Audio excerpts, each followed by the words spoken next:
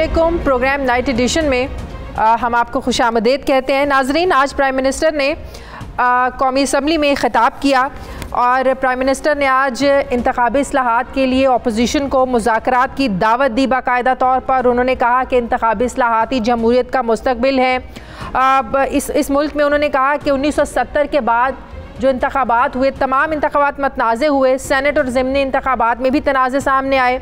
2013 के इलेक्शन में 4 हल्के खोलने की दरख्वास्त दी। 2.5 सालों के बाद चारों हल्कों में धांधली निकली। इस्लाहात नहीं करेंगे तो हर इलेक्शन ऐसा होगा। हम सब जानते हैं कि इंतखाबी इस्लाहात को लेकर हुकूमत और अपोजिशन में अभी तक तो इत्तफाक राय नहीं हो पाया है। स्पीकर कौमी असम्बली असद कैसर साहब ने एक अब कमेटी भी बनाई है जिसमें अपोजिशन के अरकान भी शामिल हैं और हुकूमती अरकान भी शामिल हैं, ताकि वो किसी एक मुत्तफ़िका एजेंडे पर, मुत्तफ़िका पॉइंट्स पर अगर इनमें इत्तफाक राय हो जाता है तो ही कुछ सूरत नज़र आ रही है कि इंतखाबी इस्लाहात हमारे सिस्टम का हिस्सा बने। दूसरी तरफ आज प्राइम मिनिस्टर इमरान खान ने कहा कि हमारे मुआशरे को जिस चीज़ ने बचा रखा है वो ख़ानदानी निज़ाम है। अब पहली जो मैंने बात की, अगर मैं उसको इस कॉन्टेक्स्ट में बयान करूं कि बहुत से मामलात पर और हुकूमत और अपोजिशन जो है इसमें हमें इत्तफाक नज़र नहीं आता है, लेकिन कुछ ऐसे कवानीन पर हमें इनमें इत्तफाक नज़र आता है जिस पर ना हुकूमत सोचती है और ना ही अपोजिशन सोचती है। लेकिन जब वो मंजूर हो जाते हैं, वो कवानीन, वो बिल मंजूर हो जाते हैं और आवाम में जब वो डिस्कस होते हैं, मीडिया में डिस्कस होते हैं, तो अफसोस भी होता है और उस पर एहतजाज भी शुरू हो जाता है। पिछले दिनों सेनेट की तरफ से एक बिल पास हुआ। ये डोमेस्टिक वायलेंस का बिल है, जिसके मुताबिक एक ही घर में रहने वाले जो लोग हैं, रिश्तेदार हैं, फैमिली के लोग हैं, ख़ास तौर पर सरपरस्त, ये अपने बच्चों, बहन भाइयों, बीवी, वालिदैन अपने बच्चों के साथ या बच्चे अपने वालिदैन के साथ वर्बल एब्यूज़, फ़िज़िकल एब्यूज़, मुआशी, नफ्सियाती या किसी भी किस्म का ये तशद्दुद नहीं कर सकेंगे। ना तो उन्हें घर से निकाल सकेंगे, ना उनके अखराजात बंद कर सकेंगे। घर का सरपरस्त चाहे वो बाप है, शौहर है, बड़ा भाई है या बड़ा बेटा है, वो अपने ऊपर जो डिपेंडेंट लोग हैं, बहन है, भाई हैं, वालिदैन है, बीवी बच्चों की नाफरमानी या किसी भी नाराज़गी की बिना पर उन्हें घर से नहीं निकाल सकता और तशद्दुद का निशाना नहीं बना सकता। अगर ऐसा किया जाए तो मुतासरा शख्स जो है वो कोर्ट के पास जा सकता है, जिस पर कोर्ट इसे इंटरम ऑर्डर के ज़रिए प्रोटेक्शन कस्टडी फराहम करने का हुक्म देगा और इसके जो अखराजात हैं ये जो है मुल्ज़िम उसके ज़िम्मे होंगे। दूसरी तरफ नाज़रीन, अगर हम देखें तो मुल्क की बेहतरी के लिए आइनी इस्लाहात होती रहती है। हर दौरे हुकूमत में मुख्तलिफ़ किस्म के आइन पास किए गए, आइनी तरमीम की गई। PTI हुकूमत भी जब से इक़्तिदार में आई है आइन में तरमीम करने की ज़ाहिर है उसकी कोशिश भी है, अपोजिशन को मनाने में भी लगे रहते हैं। और जब किसी आइन की तरमीम में मुश्किल नज़र आती है फिर इस पर सदारती ऑर्डिनेंस जारी करके काम चला लिया जाता है। गुज़श्ता दिनों हमने देखा कि हुकूमत ने कौमी असम्बली से एक ही दिन में 21 बिल पास कराए, जिस पर अपोजिशन सरापा एहतजाज नज़र आई और बिल आखिर इस पर स्पीकर कौमी असम्बली ने 14 रुकनी एक कमेटी कायम किया और अब वो बिल सेनेट में पेश किए जाएंगे। बात यह है कि महज 21 बिल काबिल एतराज़ नहीं है, बल्कि 2-3 ऐसे आम बिल हैं जिन पर एतराज़ भी उठाया गया है अपोजिशन की तरफ से कि इन मतनाज़े बिल में कुलभूषण यादव समेत दीगर गैर मुल्की कैदियों को फ़ौजी अदालतों से सज़ा मिलने के बाद कोर्ट में अपील का हक, फिर इलेक्शन इस्लाहात हैं, ओवरसीज़ पाकिस्तानियों को वोट का हक और इसके अलावा डोमेस्टिक वायलेंस का बिल जो है जिसका भी मैंने डिस्कस किया, शेयर किया आप लोगों से, ये सरे फहरिस्त हैं। इन तमाम इशूज़ पर मुझे बात करनी है। मुझे ज्वाइन कर रहे हैं वफाकी वज़ीर क़ानून बैरिस्टर फ़रोग नसीम साहब। अस्सलाम वालेकुम, बहुत बहुत शुक्रिया फ़रोग नसीम साहब आपका। फ़रोग नसीम साहब, काफ़ी इश्यूज़ हैं जिन पर मुझे डिस्कस करना है, वक्त कम है लेकिन कुछ सवाल ज़्यादा हैं।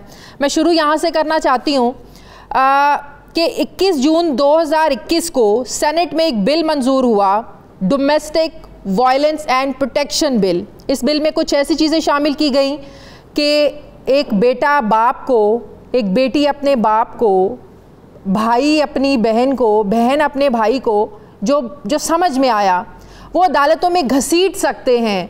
आज प्राइम मिनिस्टर ने कौमी असम्बली में कहा कि हमारा जो मुआशरा बचा हुआ है, हमारा जो स्ट्रॉन्ग ख़ानदानी निज़ाम है उसकी वजह से बचा हुआ है। लेकिन इस बिल को पढ़ने के बाद समझ में आती है कि हम तो शायद उस रास्ते पर चल पड़े हैं जो सब कुछ मगरिब में हो रहा है। वहाँ पर अगर बाप अपने बेटे को कुछ कह देता है तो वो बर्दाश्त नहीं करते हैं। ज़ाहिर आपको भी पता है बाहर का कल्चर क्या है, हम सबको पता है। तो ये क्यों इस बिल को पास किया गया, इसमें कोई तब्दीली की गुंजाइश है या उजलत में किया गया या इसको वापस लेंगे? सर तो एक्सप्लेन कर दें इस बिल के बारे में ज़रा। देखिए, ये हमारी जो ह्यूमन राइट्स मिनिस्ट्री है, हमारी बड़ी ज़बरदस्त ह्यूमन राइट्स की मिनिस्टर हैं डॉक्टर शीरी मज़ारी साहिबा। एक्चुअली उनका ये ब्रेन चाइल्ड है और उन्होंने इसको बहुत मतलब उनकी मैं समझ सकता हूँ कि जो कैफियत थी और जो उनकी from where she was coming जिसको कहा जाए, तो उनकी तरफ से ये बिल है। और आई थिंक असेंबली ने जो पास किया है इस बिल को, इसके अंदर कोई ऐसी चीज़ है सेनेट में उसको ठीक किया जा सकता है, लेकिन इसका ईथॉस क्या है, इसकी बुनियाद क्या है? इसकी बुनियाद ये है कि किसी किस्म की मार कुटाई, तशद्दुद, यानी जो एक तशद्दुद का एलिमेंट है उसको किस तरह हमने अपने माशरे में माइनस करना है। क्योंकि रोज़ाना आप यूँ समझिए कि ख़बरें हम देखते हैं कि किस तरह घरेलू तशद्दुद की वजह से कभी बच्चे रिएक्ट कर देते हैं, कभी माँ बाप रिएक्ट कर देते हैं। तो इससे ये देखने की ज़रूरत है कि क्या वाकई इससे तशद्दुद कम होता है, और बाज़ चीज़ें इसके अंदर तो तशद्दुद को कम करती हैं। लेकिन अगर कोई आप ये समझें कि मीडिया हमारी रहनुमाई कर दे, कोई ऐसी चीज़ इसमें है जिससे कोई बिल्कुल है, आप लोगों का पॉजिटिव एलिमेंट बिल्कुल ठीक है कि मुआशरे से जो तशद्दुद का एलिमेंट है इसको ख़त्म होना चाहिए, लेकिन इसको नेगेटिव वे में भी यूज़ किया जाएगा। अगर माँ बाप किसी गलत चीज़ पर अपने बच्चों को रोक रहे हैं, बेटी को रोक रहे हैं, बेटे को रोक रहे हैं, या हमारा कल्चर ऐसे, हमने तो ज़ाहिर है बचपन से ही देखा है, माँ बाप को गुस्सा आता है वो एक दो अपने बच्चों को लगा भी देते हैं। लेकिन जब ये शय मिल जाएगी कि अच्छा हमारे बाप ने कुछ कह दिया, माँ ने कुछ कह दिया, घसीटो अदालत में, पुलिस में जाओ, तो ये वही तो मैं बात कर रही हूँ कि अगर मगरिब का कल्चर यहाँ पर आ जाएगा तो फिर एक जो हमारे मुआशरे में है, हमारे इस्लाम में है, पेरेंट्स की इज़्ज़त, माँ बाप का इज़्ज़त एहतराम, वो तो सब बहुत पीछे रह जाएगा, ख़त्म हो जाएगा। मैं आपसे गुजारिश करूँ कि आपकी ये तमाम बातें मैं डॉक्टर शीरी मज़ारी साहिबा से शेयर ज़रूर करूँगा, उनको आगाही इसकी दूँगा कि एक सेगमेंट मीडिया का इसको किस तरह ले रहा है। लेकिन हैविंग सेड दैट, एक और भी सेगमेंट मीडिया का है जो इसको वेलकम भी कर रहा है, तो नेचुरली इसको बैलेंस भी करना है। हमने ऐसी कोई काम नहीं करना है जिससे पाकिस्तान की जो फैमिली वैल्यूज़ हैं, जो हमारी स्ट्रेंथ है, वो किसी भी तरह कॉम्प्रोमाइज़ हों। लेकिन मैं आपकी तमाम जो जज्बात हैं, आपकी तमाम बातें हैं, ये डॉक्टर शीरी मज़ारी साहिबा तक ज़रूर मैं कन्वे करूँगा। सही। अच्छा फ़ारूक नसीम साहब, ये वकला तंजीमें आपसे क्यों नाराज़ हैं? बड़े इल्ज़ामात लगाए जा रहे हैं। Lahore high court bar association के सेक्रेटरी ख्वाजा मोहसिन अब्बास साहब जो आप पर इल्ज़ाम लगा रहे हैं कि फ़ारूक नसीम साहब जो लाहौर हाई कोर्ट बार को सालाना ग्रांट की अदायगी है इसको मशरूत कर रहे हैं जस्टिस काजी फ़ाइज़ के ख़िलाफ़ करारदाद लाने के लिए, जो 10 करोड़ की ग्रांट मसला है।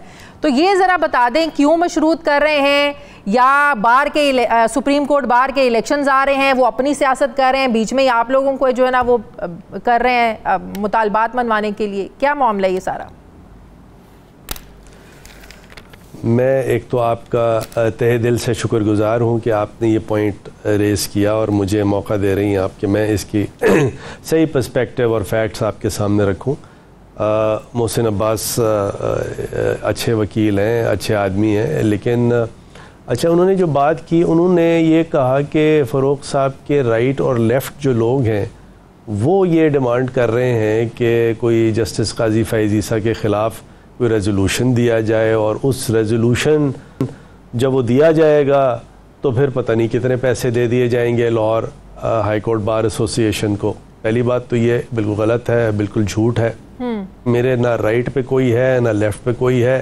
किरामत कातिबीन ज़रूर है, या मैं हूँ या किरामत कातिबीन है, तो ये सवाल ही पैदा नहीं होता। मेरी मिनिस्ट्री में ज़रा सा भी कोई किसी से बात करे, ये क्या है कि जी मिनिस्टर ये कह रहा है, मतलब जो मोहसिन हैं, मोहसिन तो अच्छे आदमी हैं, उनका ये दरवाजे खुले हुए हैं उनके लिए, जब चाहे आए मुझसे डायरेक्ट बात करें, राइट लेफ़्ट बात करने की ज़रूरत ही नहीं।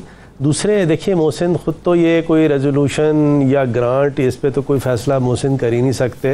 ये तो उनकी कलेक्टिव जो बॉडी है, अब जैसे उनके सदर साहब हैं मकसूद भुट्टर साहब हैं, वो बड़े ईमानदार और अपराइट आदमी हैं, तो उन्होंने तो बाकायदा ये डिनाई किया कि लॉ मिनिस्ट्री ने, तो लॉ मिनिस्टर ने और लॉ मिनिस्ट्री ने हमसे ये कोई बात ही नहीं की जस्टिस काजी फ़ाइज़ ईसा के रेजोल्यूशन के बारे में। हाँ। बल्कि मैं आपको बताऊं कि मकसूद भाई ने जब मुझे फ़ोन किया, मेरा उनसे रब्ता है, और उन्होंने कहा कि देखिए please Lahore high court bar बड़े आपके हम लोग रिगार्ड करते हैं, तो हमें कोई अच्छा सा फ़ंड दें, क्योंकि देखिए ये बजटेड फ़ंड है, ये कोई मैं जेब से निकाल के नहीं दे रहा हूँ, ये हर साल बजट में पास होता है और ये बजट में पास होता है और हमें डिस्ट्रीब्यूट करना पड़ता है एक्विटेबल। और ये सवाब दी दे ना, पहली दफा है कि ये तीसरा साल है कि हमने, कोई राइड तो नहीं है उनका, ये तो सवाब दी दे आप लोगों की हुकूमत की। ये बात आपकी दुरुस्त है, लेकिन मैं आपको बताऊं कि ये तीसरा साल है।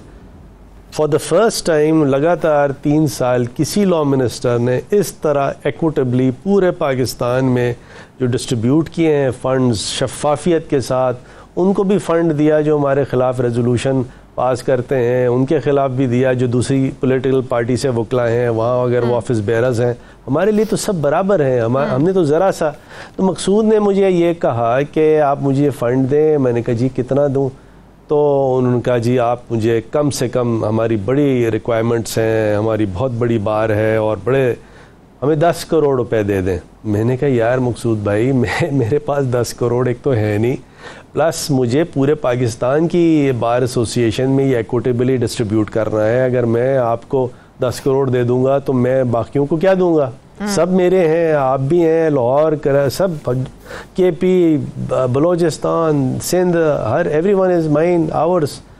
तो मकसूद ने से जो ये बात हुई और हमने फिर अपनी एनालिसिस करने के बाद 40 लाख रुपए Lahore high court bar association को दिए और दे दिए, और चेक भी दे दिया उनको, उनका आदमी भी आया, चेक भी ले लिया फिर। लेकिन मोहसिन ने क्यों बात की मुझे नहीं पता।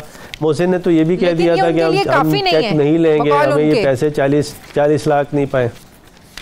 नहीं, बात सही है, मैं तो उनसे एग्री करता हूँ कि उनके लिए काफ़ी नहीं है। और मैंने मकसूद भाई से ये कहा कि मैं इमरान खान से स्पेशली बात करूँगा, लाहौर को कोई स्पेशल ग्रांट दे दें, कुछ कर दें। लेकिन ना काजी फ़ाइज़ ईसा साहब की कोई बात की, ना रेजोल्यूशन की कोई बात की। जिसको जो करना है, बार एसोसिएशन का जो एजेंडा है उससे लॉ मिनिस्ट्री का ताल्लुक़ नहीं है। तो मेरे ख्याल में ये जो पीछे जो लोग हैं जो शायद ये समझ रहे हैं कि मैं इलेक्शन में कूद जाऊंगा, बिल्कुल गलत है। ठीक है, मेरा कोई वास्ता ताल्लुक इलेक्शन से नहीं है। आप सबको मुबारक हो जो भी आपके कैंडिडेट्स हों।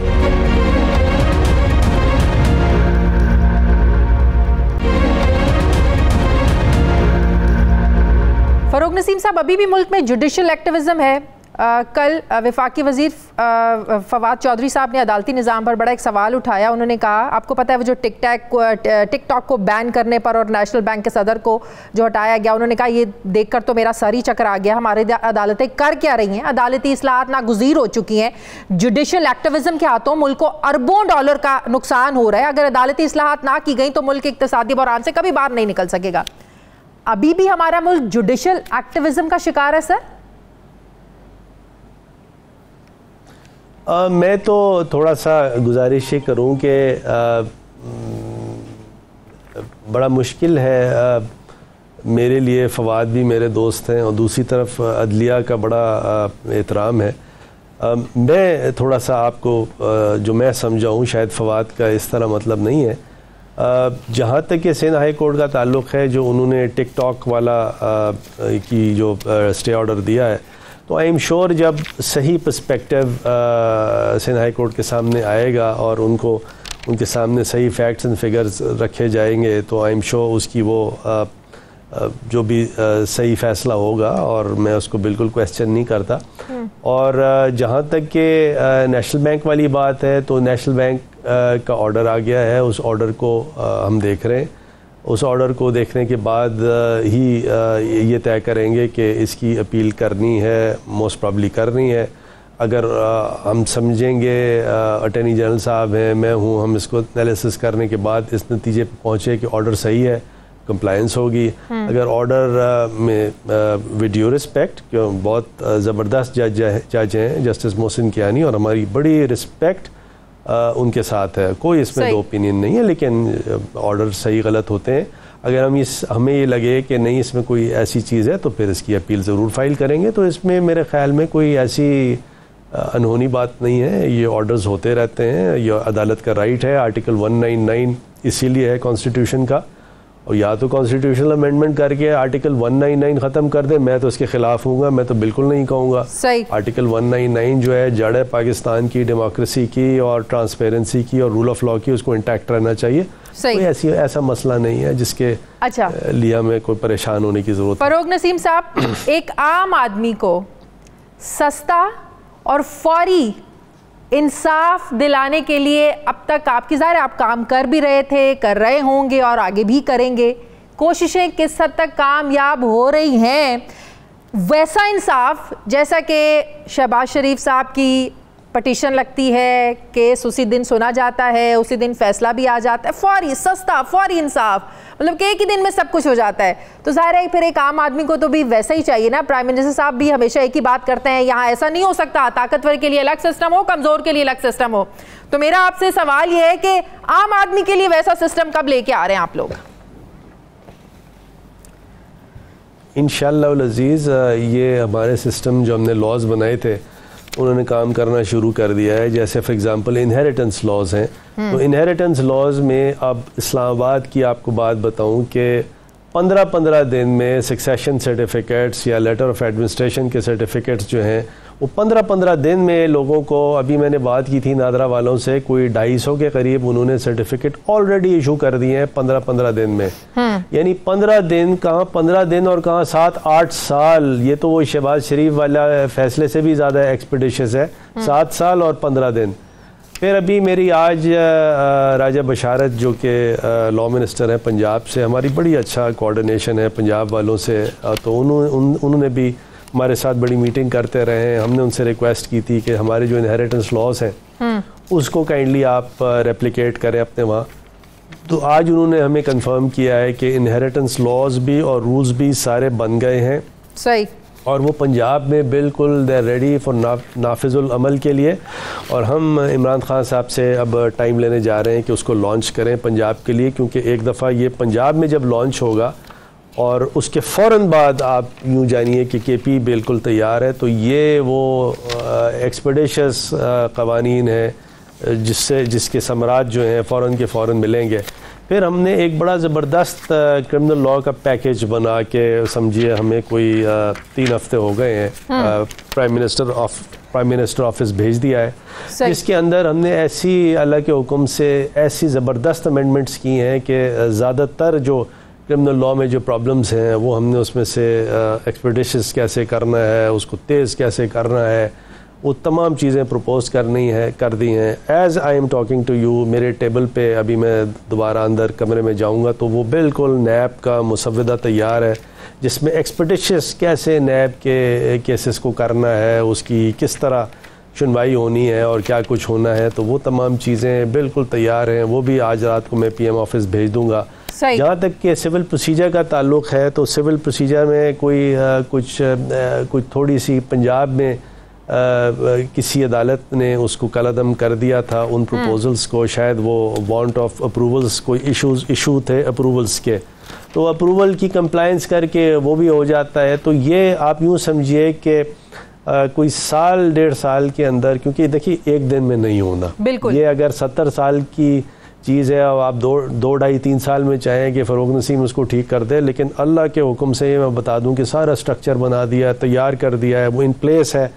उसको जैसे एंटी रेप का हमने लॉ बनाया है, ये इंग्लैंड अमेरिका से कनाडा से उसकी तारीफ़ें हो रही हैं, ऐसा वो लॉ बनाया है। अच्छा, अब उसमें पंजाब हमारे साथ उसको कंप्लाई कर रहा है, उसकी इम्प्लीमेंटेशन में प्रॉब्लम्स हैं, सिंध उसको इम्प्लीमेंट नहीं कर रहा, बलूचिस्तान इम्प्लीमेंट नहीं कर रहा, केपी पंजाब हमारे साथ है, ICT में इम्प्लीमेंट हो रहा है। इम्प्लीमेंटेशन में आप देखिएगा कि 1-1.5 साल में एक वाज़ेह फ़र्क नज़र आएगा आपको।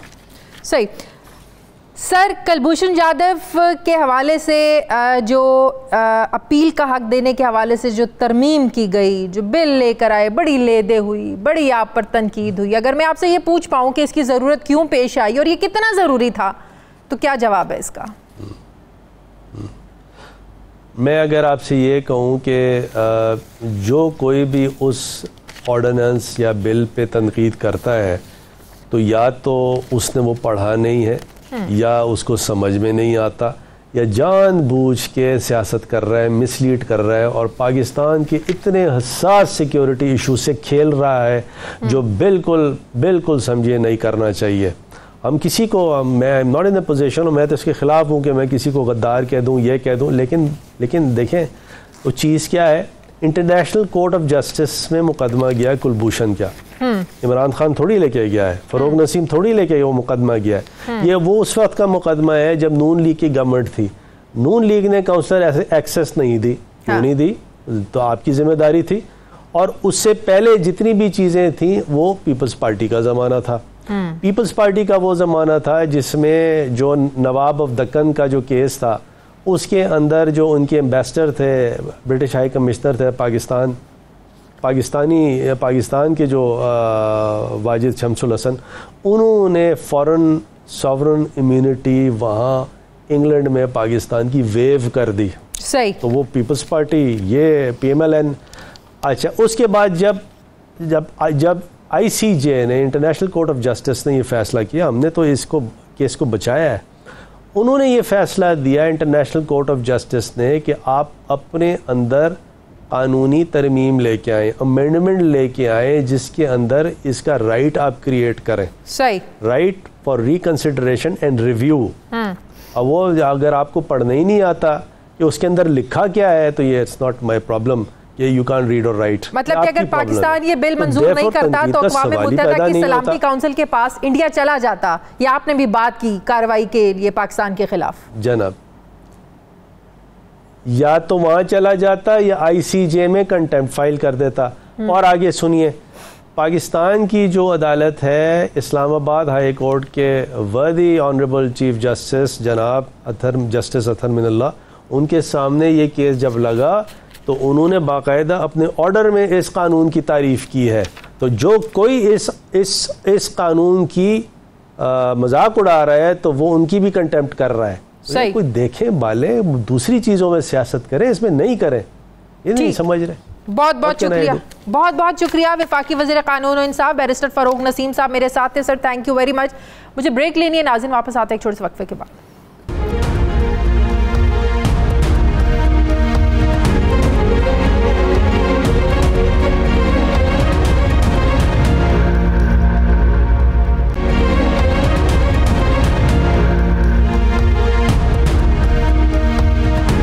एक बार फिर से आपको खुशामदीद कहते हैं नाज़रीन। वज़ीर-ए-आज़म इमरान खान ने आज एक मरतबा फिर दो टोक मौक़िफ़ अपनाया और अमेरिका को अड्डे देने से इनकार किया। आज असम्बली के इजलास में वज़ीर-ए-आज़म ने कहा कि जो अल्लाह के सामने झुकता है वो किसी सुपर पावर के सामने नहीं झुकेगा। हमने माजी में अमेरिका की फ्रंट लाइन स्टेट बनने का फैसला किया जिससे ज़िंदगी में सबसे ज़्यादा ज़िल्लत महसूस हुई। अमेरिका की जंग में शामिल होकर बड़ी हमाकत की पाकिस्तान ने। अमेरिका ने जो भी कहा वो हम करते रहे।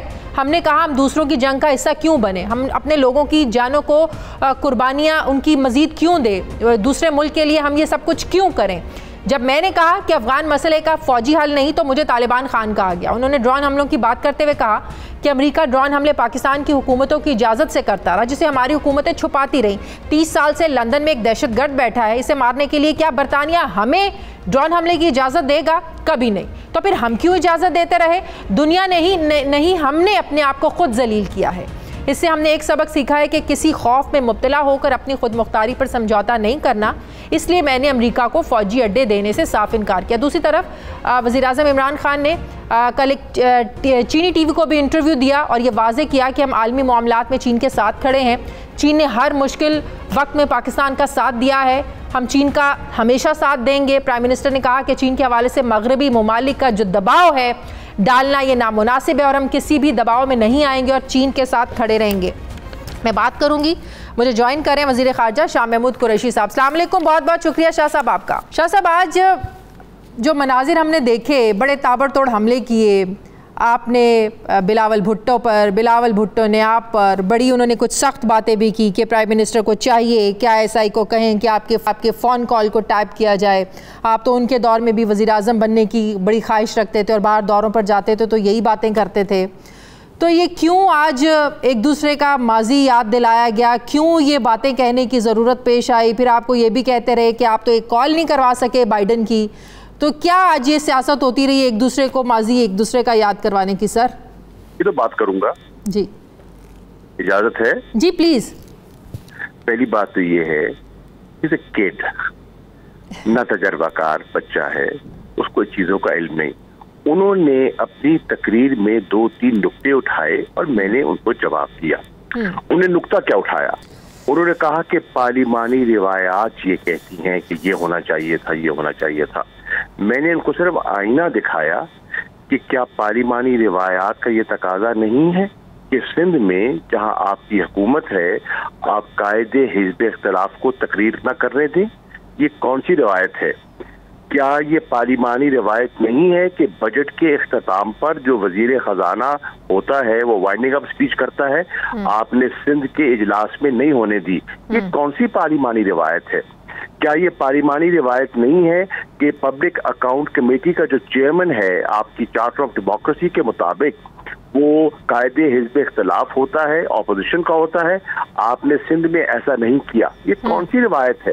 क्या ये रिवायत नहीं है कि स्टैंडिंग कमेटी में हुकूमत के साथ साथ ऑपोजिशन को नुमाइंदगी दी जाती है, आपने सिंध में नहीं दी? ये कौन सी रिवायत है?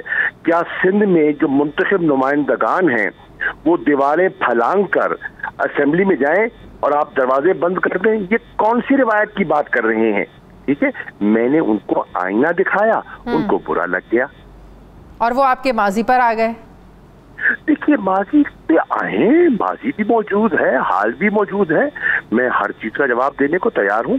अल्लाह के फजल करम से मेरा दामन, मेरी नीयत, मेरे हाथ साफ है। ये तो बच्चे थे, ये तो ना 3 में ना 13 में थे जिस दौर की बात कर रहे हैं। छोटे से थे, निक्कर पहन के खेला करते थे। ये तो उन चीजों में थे ही नहीं ना, इनको क्या मालूम। चलिए, आहिस्ता आहिस्ता पॉलिटिक्स तो सीख रहे हैं और आहिस्ता आहिस्ता सीख भी जाएंगे। सीखें, अच्छी बात है, आहिस्ता आहिस्ता सीखें, लेकिन पॉलिटिक्स के साथ थोड़ा सा तहम्मुल भी सीखें। सही। आज ऑपोजिशन के रवैये को अप्रिशिएट करते हैं। प्राइम मिनिस्टर साहब की तकरीर बड़े तहम्मुल से, बड़े अच्छे तरीके से पहले दिन से हमारा यही मौक़िफ़ रहा है कि आप अपना नुक्ता नजर पेश कीजिए, हुकूमत को अपना नुक्ता नजर पेश करने दीजिए। आपने तनकीद करनी है, वो आपका हक है, हम सुन लेंगे, लेकिन ये नहीं हो सकता कि एक तरफा बात हो कि आप बात करके वॉकआउट कर जाए और हुकूमत का मौक़िफ़ ना सुने। ऐसा नहीं होगा। वजीर आजम इमरान खान बात नहीं कर पाएंगे तो फिर आप भी नहीं बोल पाएंगे, और अगर आप वजीर आजम को बोलने देंगे तो आप खुल के बात कीजिए, हम आपकी बात सुनेंगे। बिल्कुल सही। आज प्राइम मिनिस्टर ने एक बार फिर से वाशिंगटन को बड़े वाज़ेह अल्फाजों में पैगाम दिया कि हम तो चाहते हैं, लेकिन मजीद किसी कंट्रोवर्सी का, किसी तसादुम का, किसी जंग का हम हिस्सा नहीं बनना चाहते। क्या वाकई अब जो बाइडन की कॉल है ये मशरूत है? वाशिंगटन में इंतज़ार इसी चीज़ का है कि कब हम उनकी ख्वाहिशात पर लब्बैक कहें, तब वो बाइडन साहब जो है ना वो यहाँ पर कॉल करें और प्राइम मिनिस्टर इमरान खान से बात करके अपनी ख्वाहिशात की एक लंबी सी लिस्ट पेश करें। क्या वाकई कॉल मशरूत है इन चीज़ों से? देखिए, वजीर आजम इमरान खान साहब ने पाकिस्तान का नुक्ता नजर पेश किया। उन्होंने कहा कि हमें माजी से सीखना चाहिए।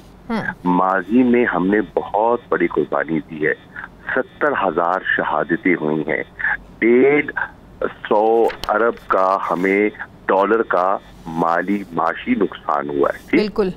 हम आज, जब मैं कहता था कि कोई मिलिट्री सोल्यूशन नहीं है तो मुझ पर तालिबान खान की तोहमत लगाई गई।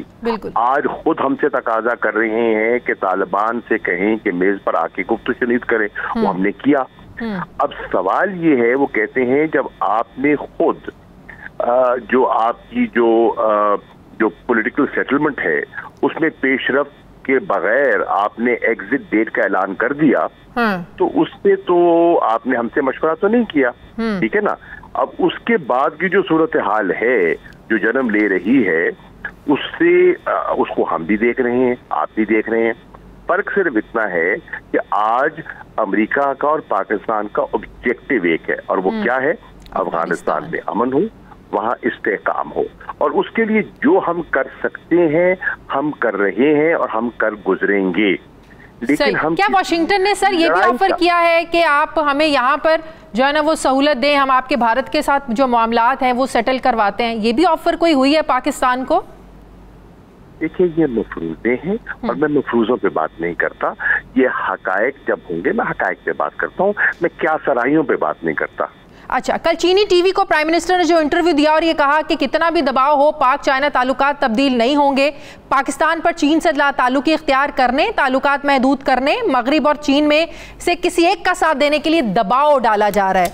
तो क्या ये भी डायरेक्ट मैसेज दिया गया है पाकिस्तान को कि आप उस ब्लॉक से निकल जाएं? हम किसी ब्लॉक में नहीं हैं। हमने सिर्फ ये कहा है कि चीन के साथ हमारे दरीना ताल्लुकात हैं। चीन हमारा आजमाया हुआ दोस्त है। चीन ने हर आड़े वक्त में पाकिस्तान का साथ दिया है और हम किसी ऐसे, अब चीन के खिलाफ एक इत्तेहाद बनाया जा रहा है, उन्होंने उसका जिक्र किया, ये जो क्वाड बनाया जा रहा है, चीन को कंटेन करने की जो पॉलिसी बनाई जा रही है, वो जो बनाने वाले हैं उनकी अपनी सोच हो सकती है। हम तो सबसे अच्छे ताल्लुकात के ख्वाहिशमंद हैं। चीन के साथ हमारे ताल्लुकात जो हैं वो कायम रहेंगे और किसी के कहने से हम अपने चीन के ताल्लुकात और अपनी दोस्ती पर नजरसानी नहीं करेंगे, ये उन्होंने कहा है। लेकिन इसका ये मतलब नहीं है कि हम अमेरिका से अच्छे ताल्लुकात नहीं चाहते, हम उनसे भी अच्छे ताल्लुकात चाहते हैं, हम यूरोपीय यूनियन से भी अच्छे, लेकिन वो अच्छे ताल्लुकात अपनी ख्वाहिशात पर रखना चाहते हैं सर। देखिए, वो अपनी, हर किसी को अपनी ख्वाहिश का हक है। हम किसी की ख्वाहिशात पर पाबंदी नहीं लगा सकते। हमने उनकी ख्वाहिशात को सुनना है और पाकिस्तान के मफादात का तहफ़्फ़ुज़ करना है। और एब्सोल्युटली नॉट का आंसर हमें यही मिला है कि फैटफ की ग्रे लिस्ट में अभी तक हम लोग हैं, बावजूद इसके कि हम लोगों ने बड़ी कोशिशें की, पाकिस्तान ने बड़े इकदाम किए, तमाम पॉइंट्स को मीटअप किया, जवाब मिलने शुरू हो गए हैं हमें। कोई परवाह नहीं, कोई परवाह नहीं, हमें घबराना नहीं है। और हमने, हमारी कौम एक अल्लाह के फजलो करम से खुददार कौम है, और जब किस कौम को किसी ने चैलेंज किया है तो इस कौम ने उसका सामना किया है। हमने देखना यह है कि पाकिस्तान के मफाद में क्या है। पाकिस्तान के मफाद में है कि मनी लॉन्ड्रिंग को चेक किया जाए, पाकिस्तान के मफाद में है कि टेरर फाइनेंसिंग को चेक किया जाए, और वो फैटफ कहे न कहे हमने ये करते चले जाना है अपने मफाद के लिए। सही। इजरायली दौरों की बात जो इजरायली मीडिया के थ्रू करवाई जा रही है, एक प्रोपेगेंडा किया जा रहा है, पाकिस्तान भी बड़ी बार इसकी तरदीद कर रहा है, क्या ये इनडायरेक्टली कोई प्रेशराइज करने के लिए प्रेशराइज टैक्टिक्स यूज किए जा रहे हैं सर इजराइल को तस्लीम करने के लिए? देखिए, उस पर हम वाज़े अपना मौक़िफ़ पेश कर चुके। पाकिस्तान ने अल्लाह के फजल करम से फ़लस्तीन पे जो मौक़िफ़ अपनाया वो दीदनी था और पूरी दुनिया ने उसको और कौम ने सराहा है। ठीक है, फ़लस्तीन के बारे में हमारी दो टोक पॉलिसी मौजूद है।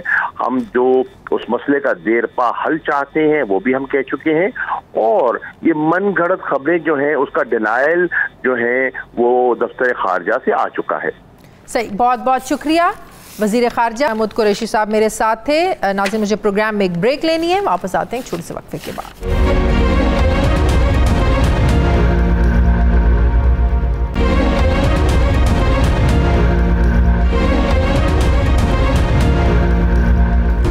ब्रेक के बाद एक बार फिर से आपको खुशामदीद कहते हैं। नाज़रीन, आज कौमी असम्बली में वज़ीर-ए-आज़म इमरान खान के खिताब से पहले बिलावल भुट्टो ने खिताब करते हुए शाह महमूद कुरैशी को खूब तनकीद का निशाना बनाया।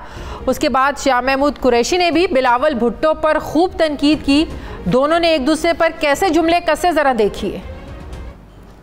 ये बजट सेशन हर पाकिस्तानी का इंसल्ट रहा है, और जनाब स्पीकर, मेरा आपसे कंप्लेंट है, जो आपका चेयर का किरदार था हमारा ख्याल में नामुनासिब था। आखिरकार आपके अनफॉर्चुनेट सपोर्ट के साथ पूरा कौम को नजर आता जनाब स्पीकर साहब कि अगर आप धांधली नहीं करते तो वजीर आजम के पास 172 वोट्स नहीं थे। बजट के वोट के वक्त अपना वोट रिकॉर्ड नहीं कर सकते हैं, तो आप मुझे बताएं, ये अगर धांधली नहीं है तो क्या है? रूल्स के तकाजों के मुताबिक speaker custodian of the house है। स्पीकर की जात पर हमला नहीं किया जा सकता।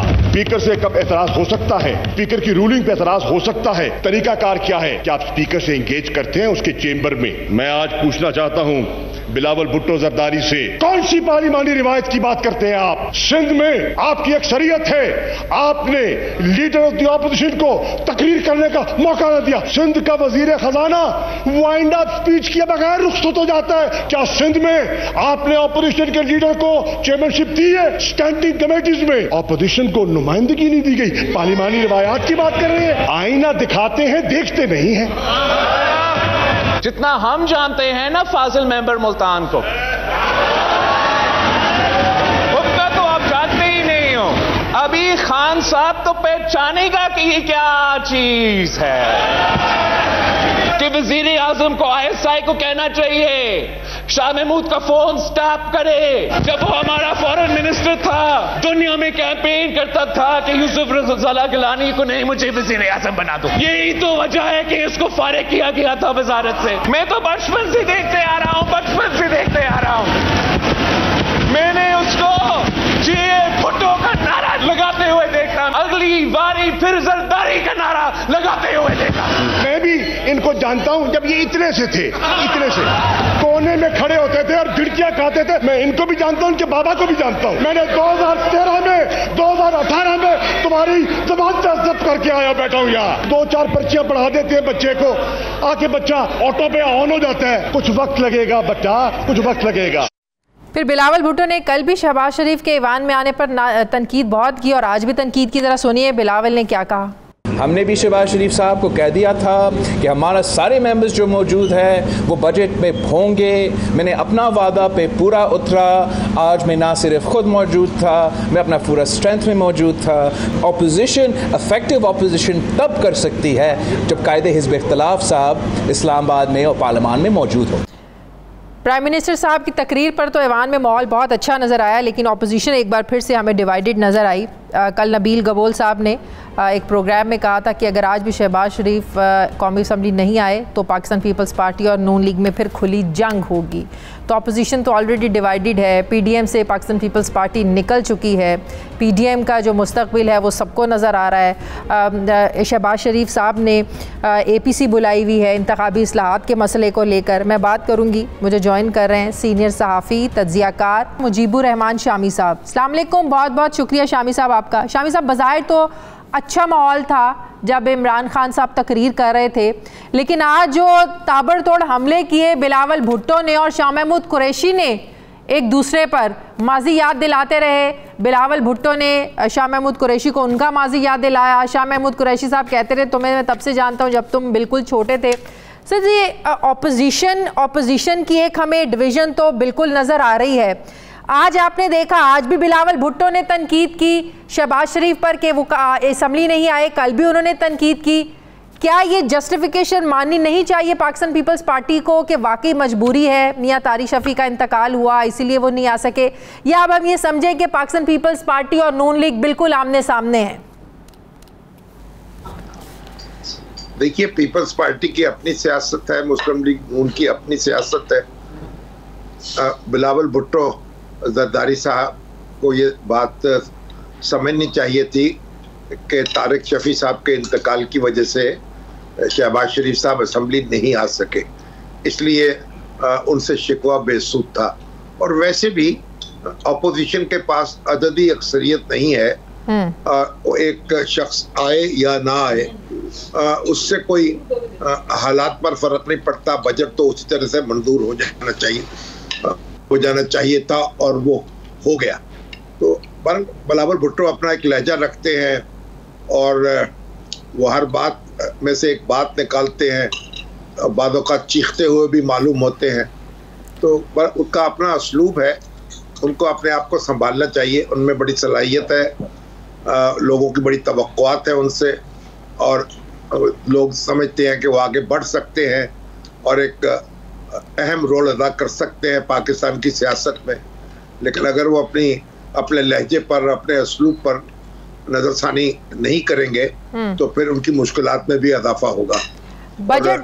बजट का मंजूर होना हुकूमत की कामयाबी है या अपोजिशन की नाकामी? अपोजिशन तो सीसा पिलाई हुई दीवार बनकर खड़ा होना चाहती थी, लेकिन आपको नहीं लगता कोई टफ टाइम दे नहीं पाई? सिर्फ मीडिया टॉक तक और जो प्रोग्राम्स की हद तक हुकूमत पर बड़े ताबड़तोड़ हमले करते थे, तनकीद करते थे कि बजट में ये है, फलां है, गरीब को कुछ नहीं दिया गया, IMF का बजट है। आपको लगता है कि अपोजिशन इतनी कमज़ोर पड़ गई कि बिल्कुल भी टफ टाइम नहीं दे पाई और हुकूमत को कोई मुश्किल ही नहीं पेश आई बजट को पास करवाने में? देखिए, हुकूमत के पास मेजॉरिटी है। अगर अपोजिशन के पास ये मेजॉरिटी होती तो वो हुकूमत में होती और हुकूमत अपोजिशन में होती।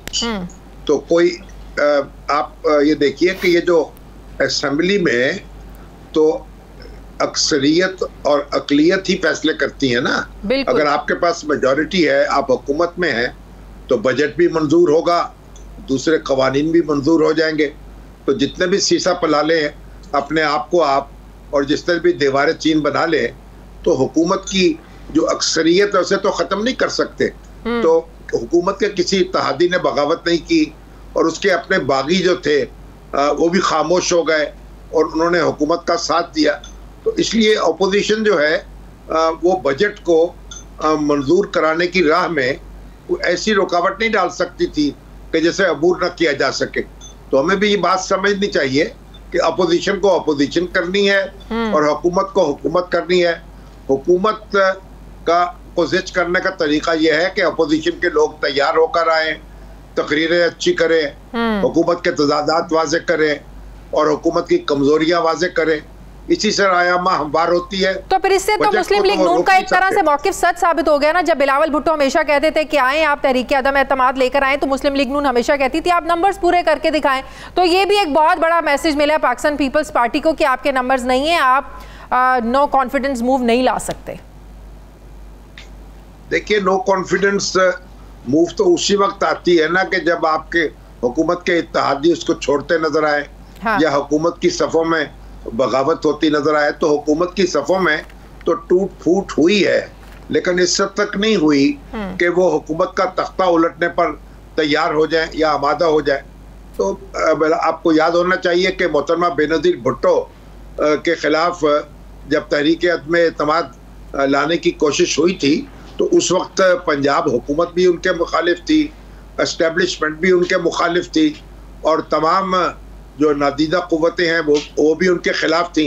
इसके बावजूद उनके खिलाफ तहरीक अदम एतमाद मंजूर नहीं कराई जा सकी थी और उनके मुखालिफिन जो थे उनको पसपा होना पड़ा था। तो ये जो सिटिंग गवर्नमेंट है उसके खिलाफ तहरीक अदम एतमाद मंजूर कराना ये कोई आसान काम नहीं है और ये ऐसा नहीं है कि फूक आप मारेंगे और ये चिराग बुझ जाएगा। बिल्कुल तो ऐसा नहीं होता। बहुत शुक्रिया। सीनियर सहाफ़ी तज्ज़ियाकार मुजीबुर रहमान शामी साहब मेरे साथ थे। नाज़रीन, हमारे प्रोग्राम का वक्त खत्म हो गया। फीडबैक ज़रूर दीजिएगा, अपना ख्याल रखिएगा। मुझे इजाज़त दीजिए। अल्लाह हाफ़िज़।